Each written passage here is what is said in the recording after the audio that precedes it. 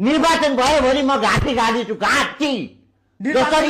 जसरी मैले 84 मा चुनाव हुँदैन 82 काट्दैन भनेको थिएँ नि, त्यसरी फागुनमा चुनाव हुने घाँटी काटिदिन्छु। अब देशमा के होला त भन्दा भन्दै 2 दिन भयो निन्दा लागेको छैन, सुत्नेको छैन।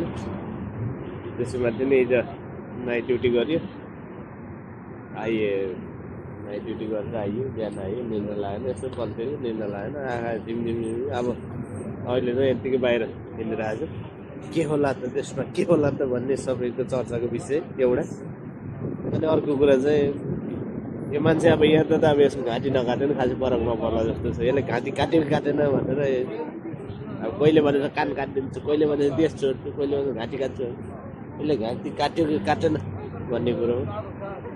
अब किनकि बाचा चाहिँ पुरा गर्नुपर्छ अनि मेरो चाहिँ मान्यता हो। अब काट्यो कि काटेन, के भयो कसो भयो भन्ने कुरो। यदि काटेको छैन भने काट्ने कि नकाट्ने भनेर यो मान्छेसम्म यो भिडियोलाई ट्याक्क सेयर गरेर यो मान्छेसम्म पुऱ्याएर के हो कसो भनेर छानबिन गरेर यसो कमेन्ट गर्नु सबैजनालाई है त।